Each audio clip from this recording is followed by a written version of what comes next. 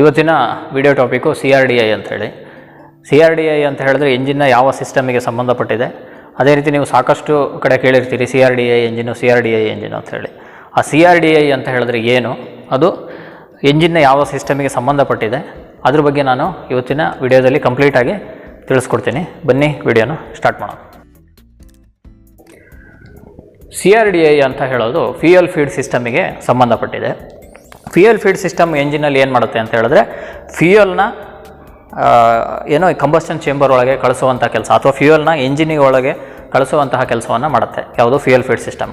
ಬರೀ ಫ್ಯೂಯಲ್ನ ಕಳಿಸೋದಷ್ಟೇ ಕೆಲಸ ಅಲ್ಲ, ಮತ್ತೇನು ಮಾಡುತ್ತೆ ಅಂತ ಹೇಳಿದ್ರೆ ನಮ್ಮ ಸ್ಪೀಡಿಗೆ ಎಂಜಿನ್ನ ಸ್ಪೀಡಿಗೆ ತಕ್ಕಂಗೆ ಏನು ಮಾಡುತ್ತೆ ಫ್ಯೂಯಲ್ನ ಸಪ್ಲೈ ಮಾಡುತ್ತೆ. ಫಾರ್ ಎಕ್ಸಾಂಪಲ್ ಈಗ ಹೈ ಸ್ಪೀಡ್ ಇದ್ದಾಗ ಎಂಜಿನ್ ಏನು ಮಾಡುತ್ತೆ, ಜಾಸ್ತಿ ಫ್ಯೂಯಲ್ ಬೇಕಾಗುತ್ತೆ. ಯಾಕಂತ ಹೇಳಿದ್ರೆ ಆ ಹೈ ಸ್ಪೀಡಲ್ಲಿ ಎಂಜಿನ್ ರನ್ ಆಗಬೇಕು ಅಂತ ಹೇಳಿದ್ರೆ ಜಾಸ್ತಿ ಫ್ಯೂಯಲ್ ಬೇಕಾಗಿರುತ್ತೆ, ಅದನ್ನು ಸಪ್ಲೈ ಮಾಡುತ್ತೆ. ಅದೇ ರೀತಿ ಲೋ ಸ್ಪೀಡಲ್ಲಿದ್ದಾಗ ಫ್ಯೂಯಲ್ನ ಪ್ರಮಾಣ ಏನು ಮಾಡಬೇಕು, ಕಡಿಮೆ ಮಾಡಬೇಕು, ಅದನ್ನು ಮಾಡುತ್ತೆ. ಅದೇ ರೀತಿ ಇನ್ನೊಂದು ಐಡ್ಲಿಂಗ್ ಸ್ಪೀಡಲ್ಲಿದ್ದಾಗ ಅಂತ ಹೇಳಿದ್ರೆ ಗಾಡಿ ನ್ಯೂಟ್ರಲಲ್ಲಿರುತ್ತೆ, ಆ ಟೈಮಲ್ಲಿ ಏನಾಗುತ್ತೆ ಎಂಜಿನ್ ರನ್ನಲ್ಲಿರೋಷ್ಟು ಮಾತ್ರ ನಮಗೆ ಫ್ಯೂಯಲ್ಲು ಬೇಕಾಗುತ್ತೆ, ಅದನ್ನು ಸಪ್ಲೈ ಮಾಡೋಂತಹ ಕೆಲಸನೂ ನಮಗೇನು ಮಾಡುತ್ತೆ ಫ್ಯೂಯಲ್ ಫೀಡ್ ಸಿಸ್ಟಮು ಮಾಡುತ್ತೆ. ಇಲ್ಲಿ ನಾವು CRDI ಅಂತ ಹೇಳಿದ್ರೆ ಏನು ಅಂದರೆ ಕಾಮನ್ ರೈಲ್ ಡೀಸೆಲ್ ಇಂಜೆಕ್ಷನ್ ಅಂತ ಹೇಳಿ. ಕಾಮನ್ ರೈಲ್ ಡೀಸೆಲ್ ಇಂಜೆಕ್ಷನ್ ಅಂತ ಹೇಳಿದ್ರೆ ಅದು ಡೀಸೆಲ್ ಇಂಜಿನಿಗೆ ಸಂಬಂಧಪಟ್ಟಿರೋದು. ಡೀಸೆಲ್ ಇಂಜಿನಲ್ಲಿ ನಮಗೇನಾಗುತ್ತೆ, ಡೀಸೆಲ್ಲು ಇಂಜೆಕ್ಟ್ ಆಗುತ್ತೆ ಅಂತ ಹೇಳಿದ್ರೆ ನಿಮಗೆ ಸ್ಪ್ರೇ ಆಗುತ್ತೆ. ಸ್ಪ್ರೇ ಆಗಬೇಕಾದ್ರೆ ಇಂಜೆಕ್ಟರ್ ಮೂಲಕ ಸ್ಪ್ರೇ ಆಗುತ್ತೆ. ಅದನ್ನು ನಾನು ನೆಕ್ಸ್ಟು ತೋರಿಸ್ತೀನಿ, ಯಾವ್ಯಾವ ಪಾರ್ಟ್ಸ್ ಬರುತ್ತೆ ಏನು ಅನ್ನೋದನ್ನು ತೋರಿಸ್ತೀನಿ. ಆ ಇಂಜೆಕ್ಟ್ರಲ್ಲಿ ಸ್ಪ್ರೇ ಆಗಬೇಕಾದ್ರೆ ಏನಾಗುತ್ತೆ ಅಂತ ಹೇಳಿದ್ರೆ ಇಂಜೆಕ್ಟ್ರಲ್ಲಿ ತುಂಬ ಸಣ್ಣ ಆದಂಥ ಒಂದು ಸೂಜಿಲಿ ಏನು ಸೂಜಿ ಆಕಾರದ ಒಂದು ಹೋಲ್ ಇರುತ್ತೆ, ಅದರೊಳಗೆ ನಮಗೆ ಡೀಸೆಲ್ ಸ್ಪ್ರೇ ಆಗಬೇಕಾಗತ್ತೆ. ಆ ಸ್ಪ್ರೇ ಆಗ್ತಾ ಇರ್ಬೇಕಾದ್ರೆ ಏನಾಗುತ್ತೆ ಅಂತ ಹೇಳಿದ್ರೆ ಸಪೋಸ್ ಫ್ಯೂಯಲಲ್ಲಿ ಯಾವ್ದಾದ್ರು ಫಾರಿನ್ ಮೆಟೀರಿಯಲ್ಸ್ ಇದ್ದರೆ ಅಥವಾ ಏನಾದ್ರು ಡಸ್ಟ್ ಗಿಸ್ಟು ಅವೆಲ್ಲ ಇತ್ತು ಅಂತ ಹೇಳಿದ್ರೆ ಆ ಇಂಜೆಕ್ಟ್ರಲ್ಲಿ ಸಿಕ್ಕಾಕೊಂಡು ನಮಗೆ ಡೀಸೆಲ್ಲು ಸ್ಪ್ರೇ ಆಗದೇ ಇರುವಂತಹ ಚಾನ್ಸಸ್ಸು ಕೂಡ ತುಂಬಾ ಇರುತ್ತೆ. ಅದಕ್ಕೋಸ್ಕರ ಏನು ಮಾಡಿರ್ತಾರೆ ಅಂತ ಹೇಳಿದ್ರೆ ಫ್ಯೂಯಲ್ ಫೀಡ್ ಸಿಸ್ಟಮಲ್ಲಿ ಫಿಲ್ಟ್ರಿಂಗ್ ಸಿಸ್ಟಮನ್ನು ಕೊಟ್ಟಿರ್ತಾರೆ. ಇದಿಷ್ಟು ಕೆಲಸನ ನಮ್ಗೆ ಯಾವ್ದು ಮಾಡುತ್ತೆ ಅಂತ ಹೇಳಿದ್ರೆ ಫ್ಯೂಯಲ್ ಫೀಡ್ ಸಿಸ್ಟಮ್ಮು ಮಾಡುತ್ತೆ. ಫ್ಯೂಯಲ್ ಫೀಡ್ ಸಿಸ್ಟಮ್ ಅಲ್ಲೇ ನಮಗೇನಾಗುತ್ತೆ CRDI ಬರುತ್ತೆ ಅಂತ ಹೇಳಿ ನಾನು ಈಗಾಗಲೇ ನಿಮಗೆ ತಿಳಿಸಿದೆ. CRDI ಸಿಸ್ಟಮ್ ಬರೋಕ್ಕಿಂತ ಮುಂಚೆ ನಮ್ಗೆ ಯಾವುದಿತ್ತು ಅಂತ ಹೇಳಿದ್ರೆ distributor type fuel injection system ಇತ್ತು. ಅದರದ್ದು ಒಂದೊಂದೇ ಪಾರ್ಟ್ಸನ್ನು ಎಲ್ಲದೂ ನಾನೀಗ ತಿಳಿಸ್ಕೊಡ್ತಾ ಇರ್ತೀನಿ. Distributor type fuel injection system ಅಂತ ಹೇಳಿದೆ. ಡಿಸ್ಟ್ರಿಬ್ಯೂಟರ್ ಟೈಪು ಫ್ಯೂಯಲ್ ಇಂಜೆಕ್ಷನ್ ಸಿಸ್ಟಮಲ್ಲಿ ಯಾವ್ಯಾವ ಪಾರ್ಟ್ಸ್ ಬರುತ್ತೆ ಅನ್ನೋದನ್ನು ಈಗ ತಿಳಿಸ್ತೀನಿ. ಬನ್ನಿ, ಮೊದಲನೇದಾಗಿ ಫ್ಯೂಯಲ್ ಟ್ಯಾಂಕ್ ಬರುತ್ತೆ. ಫ್ಯೂಯಲ್ ಟ್ಯಾಂಕ್ ಆದ ತಕ್ಷಣ ನೆಕ್ಸ್ಟು 2 ಸ್ಟೇಜ್ ಫಿಲ್ಟ್ರಿಂಗ್ ಸಿಸ್ಟಮ್ ಇದೆ ಇಲ್ಲಿ. ಈ 2 ಸ್ಟೇಜ್ ಫಿಲ್ಟ್ರಿಂಗ್ ಸಿಸ್ಟಮ್ ಏನು ಮಾಡುತ್ತೆ, ಆವಾಗಲೇ ಹೇಳಿದ್ನಲ್ಲ ನಾನು ಇಂಜೆಕ್ಟ್ರಲ್ಲಿ ಮೈನ್ಯೂಟ್ ಪಾರ್ಟಿಕಲ್ನು ನಾವೇನು ಮಾಡಬೇಕು, ಫಿಲ್ಟ್ರ್ ಮಾಡಬೇಕು ಅಂಥೇಳಿ. ಅದಕ್ಕೋಸ್ಕರ ಏನು ಮಾಡಿದ್ದಾರೆ, ಫ್ಯೂಯಲ್ ಇಂಜೆಕ್ಷನ್ ಸಿಸ್ಟಮ್ ಆಗಿರೋದ್ರಿಂದ ಇದಕ್ಕೆ 2 ಸ್ಟೇಜ್ ಫಿಲ್ಟ್ರಿಂಗ್ ಸಿಸ್ಟಮನ್ನು ಕೊಟ್ಟಿದ್ದಾರೆ. ಅಂತ ಹೇಳಿದ್ರೆ ಸಣ್ಣ ಫಾರಿನ್ ಮೆಟೀರಿಯಲ್ಸು ನಮಗೆ ಇಂಜೆಕ್ಟರ್ಗೆ ಹೋಗದೇ ಇರೋಂಗೆ ಇದು ಫಿಲ್ಟ್ರ್ ಮಾಡುತ್ತೆ. ನೆಕ್ಸ್ಟು ಇದು ಫಿಲ್ಟ್ರ್ ಔಟ್ಲೆಟ್ಟು. ಫಿಲ್ಟ್ರ್ ಔಟ್ಲೆಟಿಂದ ನೀವು ಅಬ್ಸರ್ವ್ ಮಾಡ್ಬೋದು, ಸೀದಾ ಫ್ಯೂಯಲ್ ಇಂಜೆಕ್ಷನ್ ಪಂಪಿಗೆ ಹೋಗಿದೆ. ಇದಕ್ಕೇನಂತ ಹೇಳ್ತೀವಿ ಅಂತ ಹೇಳಿದ್ರೆ ನಾವು ಫ್ಯೂಯಲ್ ಇಂಜೆಕ್ಷನ್ ಪಂಪ್ ಅಂತ ಹೇಳ್ತೀವಿ. ಈ ಫ್ಯೂಯಲ್ ಇಂಜೆಕ್ಷನ್ ಪಂಪ್ ಏನು ಮಾಡುತ್ತೆ ಅಂತ ಹೇಳಿದ್ರೆ ಫ್ಯೂಯಲ್ನ ನಮಗೆ ಇಂಜೆಕ್ಟ್ ಮಾಡೋದಲ್ಲದೆ ಮತ್ತು ಯಾವ ಟೈಮಲ್ಲಿ ಯಾವ ಇಂಜೆಕ್ಟರ್ಗೆ ಫ್ಯೂಯಲ್ನ ಕಳಿಸ್ಬೇಕು, ಹಾಗೆ ಎಷ್ಟು ಪ್ರಮಾಣದಲ್ಲಿ ಕಳಿಸ್ಬೇಕು, ಅದೇ ಹೇಳಿದ್ನಲ್ಲ ನಾನು ಈಗ ಸ್ಪೀಡ್ ವೇರಿ ಆದಂಗೆ ಡೀಸೆಲ್ನ ವೇರಿ ಮಾಡಬೇಕು ಅಂಥೇಳಿ, ಅದಷ್ಟು ಕೆಲಸನ ನಮಗೆ ಈ ಫ್ಯೂಯಲ್ ಇಂಜೆಕ್ಷನ್ ಪಂಪು ಮಾಡುತ್ತೆ. ಇದು distributor type fuel injection pump. ನಂತರ ನಮಗೆ ಬರೋದು ಇಲ್ಲಿರುವಂತಹ ಇಂಜೆಕ್ಟರ್ಸು. ಇದು 4 ಸಿಲಿಂಡರ್ ಇಂಜಿನ್ ಆಗಿರೋದ್ರಿಂದ 4 ಇಂಜೆಕ್ಟರ್ಸು ಇದೆ, 1 2 3 4. ಆಮೇಲೆ ಇಲ್ಲಿ ಏನು ಅಂತ ಹೇಳಿದ್ರೆ ಎಕ್ಸೆಸ್ ಫ್ಯೂಯಲ್ಲು ನಮಗೇನಾಗೋಕ್ಕೆ ರಿಟರ್ನ್ ಆಗೋದಕ್ಕೆ ಇಲ್ಲಿ ಒಂದು ಇಂಜೆಕ್ಟ್ರಿಂದ ಮತ್ತೊಂದು ಇಂಜೆಕ್ಟ್ರಿಗೆ ಏನು ಮಾಡಿದ್ದಾರೆ, ಪೈಪ್ಲೈನನ್ನು ಕೊಟ್ಟಿದ್ದಾರೆ. ಆಮೇಲೆ ಮತ್ತೆ ರಿಟರ್ನ್ ಆಗಿ ಅದು ಎಲ್ಲಿಗೆ ಬರುತ್ತೆ ಅಂತ ಹೇಳಿದ್ರೆ ಮತ್ತೆ ಫ್ಯೂಯಲ್ ಇಂಜೆಕ್ಷನ್ ಪಂಪಿಗೆ ಬರುತ್ತೆ. ಫ್ಯೂಯಲ್ ಇಂಜೆಕ್ಷನ್ ಪಂಪಿಂದ ನೀವು ಇಲ್ಲಿ ಅಬ್ಸರ್ವ್ ಮಾಡ್ಬೋದು, ಸೀದಾ ಮತ್ತೆ ವಾಪಸ್ಸು ಟ್ಯಾಂಕಿಗೆ ಹೋಗುತ್ತೆ. ಆಮೇಲೆ ಫಸ್ಟ್ ಯಾವಾಗಲೂ ತೋರಿಸಲಿಲ್ಲ ಅಂದ್ಕೊಂಡಿದ್ದೀನಿ, ಇಲ್ಲಿ ಟ್ಯಾಂಕಿಂದ ನಮಗೆ ಸೀದಾ ಫಿಲ್ಟ್ರಿಂಗ್ ಬಂದಿದೆ. ಇದನ್ನು ನೀವು ಅಬ್ಸರ್ವ್ ಮಾಡ್ಬೋದು ಈ ಕಡೆ. ಇದಿಷ್ಟು ಡಿಸ್ಟ್ರಿಬ್ಯೂಟರ್ ಟೈಪು ಫ್ಯೂಯಲ್ ಇಂಜೆಕ್ಷನ್ನಿಂದ ಪಾರ್ಟ್ಸ್. ಇದ್ರ ಬಗ್ಗೆ ನಾನು ಹೇಳೋದಾದರೆ ಈ ಡಿಸ್ಟ್ರಿಬ್ಯೂಟರ್ ಟೈಪು ಫ್ಯೂಯಲ್ ಇಂಜೆಕ್ಷನ್ ಸಿಸ್ಟಮಲ್ಲಿ ಮೇಯ್ನಾಗಿ ಬರೋದೇ ಫ್ಯೂಯಲ್ ಇಂಜೆಕ್ಷನ್ನು ಪಂಪು. ಈ ಫ್ಯೂಯಲ್ ಇಂಜೆಕ್ಷನ್ ಪಂಪು ಈಗಾಗಲೇ ನಾನು ಹೇಳಿದೆ ಫ್ಯೂಯಲ್ ಇಂಜೆಕ್ಷನ್ ಪಂಪ್ ಏನು ಮಾಡುತ್ತೆ ಅಂಥೇಳಿ. ಫ್ಯೂಯಲ್ ಇಂಜೆಕ್ಷನ್ ಪಂಪ್ ಏನು ಮಾಡುತ್ತೆ ಅಂತ ಹೇಳಿದ್ರೆ ಯಾವ ಟೈಮಲ್ಲಿ ಎಷ್ಟು ಪ್ರಮಾಣದಲ್ಲಿ ಡೀಸೆಲ್ನ ಕಳಿಸ್ಬೇಕು, ಹಾಗೆ ಯಾವ್ಯಾವ ಟೈಮಲ್ಲಿ ಯಾವ ಇಂಜೆಕ್ಟ್ರಿಗೆ ನಮಗೆ ಡೀಸೆಲ್ನ ಕಳಿಸ್ಬೇಕು ಅನ್ನೋದನ್ನು ಡಿಸೈಡ್ ಮಾಡುತ್ತೆ. ಇಲ್ಲಿ ನೀವು ಅಬ್ಸರ್ವ್ ಮಾಡ್ಬೋದು, ಇಲ್ಲಿ ನಮಗೆ ಹೈ ಪ್ರೆಷರ್ ಪೈಪ್ಲೈನ್ ಅಂತ ಹೇಳ್ತೀವಿ. ಇದಕ್ಕೆ ಹೈ ಪ್ರೆಷರ್ ಪೈಪ್ಲೈನ್ ಅಂತ ಹೇಳಿದ್ರೆ ಇದರಲ್ಲಿ ಸಿಕ್ಕಾಪಟ್ಟೆ ಪ್ರೆಷರ್ ಇರುತ್ತೆ. ಅದಕ್ಕೋಸ್ಕರ ಇದನ್ನೇನು ಮಾಡಿದ್ದಾರೆ ಅಂತ ಹೇಳಿದ್ರೆ ಮೆಟಲಿಂದ ಈ ಪೈಪನ್ನು ಮಾಡಿದ್ದಾರೆ. ಇನ್ನೊಂದು ಇದು ಇಂಜೆಕ್ಟ್ರಿಂದ ರಿಟರ್ನ್ ಹೋಗೋವಂತಹ ಒಂದು ಪೈಪ್ಲೈನು. ಇದನ್ನು ನೀವು ಅಬ್ಸರ್ವ್ ಮಾಡ್ದಂಗೆ ಸ್ಮೂತ್ ಮೆಟೀರಿಯಲಿಂದ ಮಾಡಿರ್ತಾರೆ. ಇದು ಯಾಕೆ ಕೊಟ್ಟಿರ್ತಾರೆ ಅಂತ ಹೇಳಿದ್ರೆ, ಇಲ್ಲಿ ನಮಗೆ ಫ್ಯೂಯಲ್ ಇಂಜೆಕ್ಷನ್ ಪಂಪಿಂದ ಬಂದಿರುವಂತಹ ಫ್ಯೂಯಲ್ಲು ಎಕ್ಸೆಸ್ ಆಗಿದ್ದು ಏನಾಗುತ್ತೆ ಅಂತ ಹೇಳಿದ್ರೆ ವಾಪಸ್ ಮತ್ತೊಂದು ಇಂಜೆಕ್ಟ್ರಿಗೆ ಬರುತ್ತೆ, ಅದರಿಂದ ಮತ್ತೊಂದು ಇಂಜೆಕ್ಟ್ರಿಗೆ ಬರುತ್ತೆ, ಅದರಿಂದ ಮತ್ತೊಂದು ಇಂಜೆಕ್ಟ್ರಿಗೆ, ಅದೇ ರೀತಿ ವಾಪಸ್ ನಮಗೆ ಎಲ್ಲಿಗೆ ಬರುತ್ತೆ ಅಂತ ಹೇಳಿದ್ರೆ ಫ್ಯೂಯಲ್ ಇಂಜೆಕ್ಷನ್ ಪಂಪಿಗೆ ಬರುತ್ತೆ.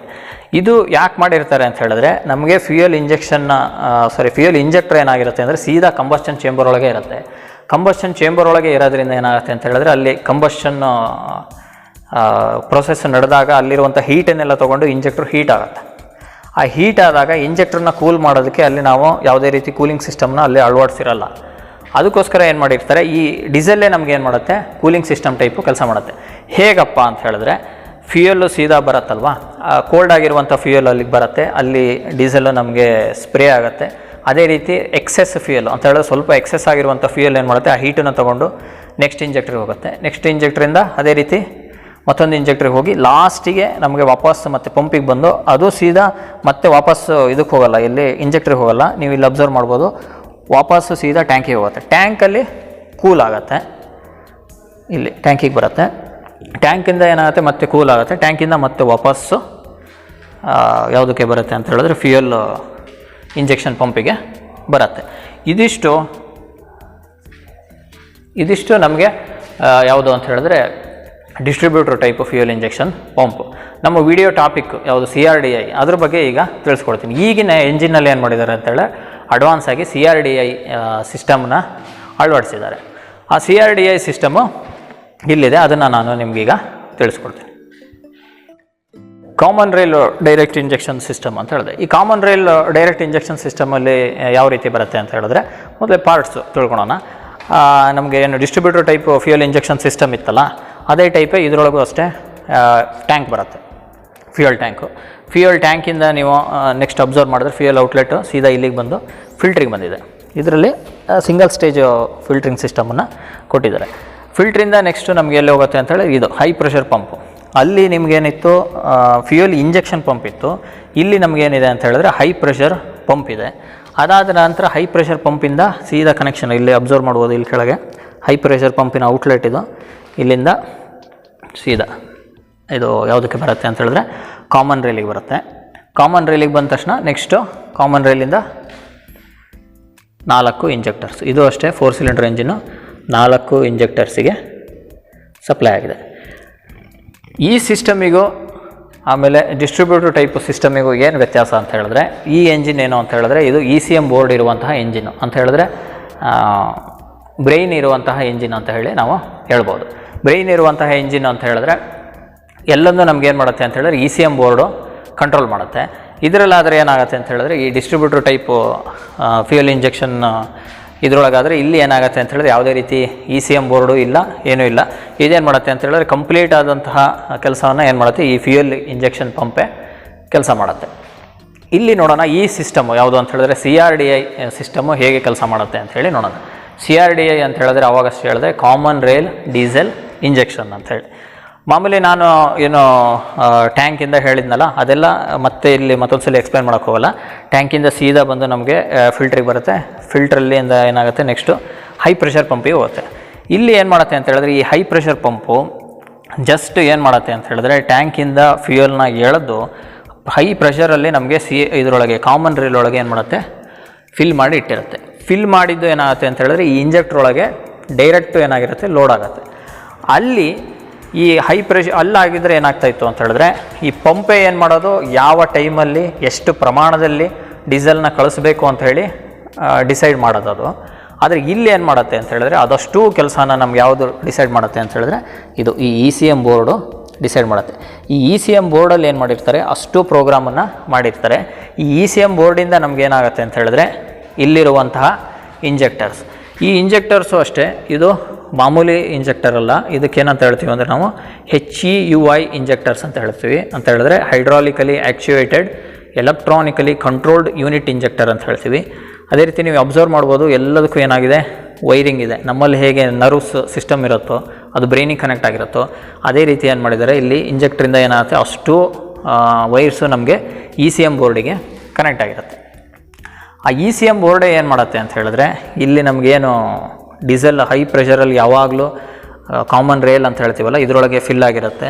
ಯಾವಾಗಲೂ ನಮಗೇನಾಗುತ್ತೆ ಇಂಜೆಕ್ಟ್ರು ಫುಲ್ಲಿ ಲೋಡೆಡ್ ಆಗಿರುತ್ತೆ ಅಂತ ಹೇಳಿದ್ರೆ ಫ್ಯೂಯಲ್ ಯಾವಾಗಲೂ ಇಂಜೆಕ್ಟ್ರ್ ಒಳಗೆ ಲೋಡಾಗಿ ಇರುತ್ತೆ. ಎಲೆಕ್ಟ್ರಾನಿಕ್ ಸಿಗ್ನಲ್ಲು ನಮ್ಗೆ ECM ಬೋರ್ಡಿಂದ ಯಾವ ಟೈಮಲ್ಲಿ ಯಾವ ಇಂಜೆಕ್ಟ್ರಿಗೆ ಬರುತ್ತೋ ಆ ಇಂಜೆಕ್ಟ್ರ್ ಏನಾಗುತ್ತೆ ಓಪನ್ ಆಗುತ್ತೆ, ಡೀಸೆಲ್ಲು ಆ ಕಂಬಷನ್ ಚೇಂಬರ್ ಒಳಗೆ ಅಥವಾ ಆ ಸಿಲಿಂಡ್ರ್ ಒಳಗೆ ಡೀಸೆಲ್ಲು ಸ್ಪ್ರೇ ಆಗುತ್ತೆ. ಅದೇ ರೀತಿ ಸ್ಪೀಡಿಗೆ ತಕ್ಕಂಗೆ ಫ್ಯೂಯಲ್ಲು ಸ್ಪ್ರೇ ಆಗೋದು ಅಷ್ಟೇ ECM ಬೋರ್ಡೇ ಏನು ಮಾಡುತ್ತೆ ನಮಗೆ ಕಂಟ್ರೋಲ್ ಮಾಡುತ್ತೆ. ಇಲ್ಲೂ ಅಷ್ಟೇ ರಿಟರ್ನು ಎಲ್ಲ ಕನೆಕ್ಷನ್ನು ಅದೇ ರೀತಿಯೇ ಕೊಟ್ಟಿದ್ದಾರೆ ಅಂತ ಹೇಳಿದ್ರೆ ಕೂಲ್ ಆಗೋದಕ್ಕೆ ಇಲ್ಲಿ ನೀವು ಅಬ್ಸರ್ವ್ ಮಾಡ್ಬೋದು. ಈ ಪೈಪ್ ಏನು ಮಾಡುತ್ತೆ ಅಂತ ಹೇಳಿದ್ರೆ ಎಕ್ಸೆಸ್ ಫ್ಯೂಯಲ್ಲು ರಿಟರ್ನ್ ಆಗುತ್ತೆ ಅಂತ ಹೇಳಿದ್ರೆ ಇಂಜೆಕ್ಟ್ರ್ ಕೂಲ್ ಆಗೋ ಸಿಸ್ಟಮನ್ನು ಇಲ್ಲಿ ಈ ರೀತಿಯನ್ನು ಪ್ರೊವೈಡ್ ಮಾಡಿದ್ದಾರೆ. ಇದಕ್ಕೂ ಅದಕ್ಕೂ ಏನು ಸಿಸ್ಟಮ್ ವ್ಯತ್ಯಾಸ ಅಂತ ಹೇಳಿದ್ರೆ ಅದರಲ್ಲಿ ಅಷ್ಟು ಕೆಲಸನ ಏನು ಮಾಡೋದು ಪಂಪ್ ಮಾಡೋದು. ಇದರೊಳಗೆ ಏನು ಮಾಡುತ್ತೆ ಅಂತ ಹೇಳಿದ್ರೆ ಪಂಪು ಏನು ಇದು ಹೈ ಪ್ರೆಷರ್ ಪಂಪು ಜಸ್ಟು ಈ ಕಾಮನ್ ರೇಲಿಗೆ ಡೀಸೆಲ್ನ ಲೋಡ್ ಮಾಡೋದಷ್ಟೇ ಕೆಲಸ ಮಾಡುತ್ತೆ. ಉಳಿದಿರೋಂಥ ಅಷ್ಟೋ ಕೆಲಸನ ನಮಗೇನು ಮಾಡುತ್ತೆ ECM ಬೋರ್ಡು ಮಾಡುತ್ತೆ. ಹೇಗೆ ನಮ್ಮಲ್ಲಿ ಬ್ರೈನು ಎಲ್ಲ ಕೆಲಸನೂ ಮಾಡುತ್ತೋ ಅಥವಾ ಎಲ್ಲದೂ ಬ್ರೈನಿಗೆ ಹೋಗಿ ಸಿಗ್ನಲ್ ಹೋಗಿ ನೆಕ್ಸ್ಟ್ ಆ್ಯಕ್ಷನ್ ಆಗೋದು ಅದೇ ರೀತಿ ಏನಾಗುತ್ತೆ ECM ಬೋರ್ಡು ಬರೀ ಈ CRDI ಅಷ್ಟೇ ಅಲ್ಲ, ಕೂಲಿಂಗ್ ಸಿಸ್ಟಮು ಆಮೇಲೆ ಲೂಬ್ರಿಕೇಷನ್ ಸಿಸ್ಟಮು ಅಷ್ಟನ್ನು ಕಂಟ್ರೋಲ್ ಮಾಡೋದು ನಮಗೆ ECM ಬೋರ್ಡು. ಶಾರ್ಟಾಗಿ ಹೇಳಬೇಕು ಅಂತ ಹೇಳಿದ್ರೆ CRDI ಅಂತ ಹೇಳಿದ್ರೆ ಕಾಮನ್ ರೇಲ್ ಡೈರೆಕ್ಟ್ ಇಂಜೆಕ್ಷನ್ ಅಂಥೇಳಿ, ಅಂದರೆ ಹೈ ಪ್ರೆಷರ್ ಪಂಪು ಕಾಮನ್ ರೇಲಿಂದ ನಮಗೆ ಡೀಸೆಲ್ಲು ಸ್ಪ್ರೇ ಆಗುತ್ತೆ. ಅದೇ ಇಲ್ಲ ಆದರೆ ಡಿಸ್ಟ್ರಿಬ್ಯೂಟರ್ ಟೈಪ್ ಪಂಪು. ಇಲ್ಲಿ ನೀವು 4 ಔಟ್ಲೆಟನ್ನು 4 ಇಂಜೆಕ್ಟ್ರಿಗೆ ಇಂಡಿವಿಜುವಲ್ ಆಗಿ ನಮಗೇನಾಗಿದೆ ಪಂಪಿಂದನೇ ಕನೆಕ್ಷನ್ ಬಂದಿದೆ. ಅಲ್ಲಿ ನಮಗೇನಾಗಿದೆ ಅಂತ ಹೇಳಿದ್ರೆ 4 ಸಿಸ್ಟಮಿಗೆ ಕಾಮನ್ ರೇಲಿಂದ ಕನೆಕ್ಷನ್ನು ಹೋಗಿದೆ. ಇದಿಷ್ಟು ಇವತ್ತಿನ ವಿಡಿಯೋ ಟಾಪಿಕ್ ಆಗಿತ್ತಲ್ಲ ಏನು CRDI ಅಂಥೇಳಿ ಅದ್ರ ಬಗ್ಗೆ. Thank you.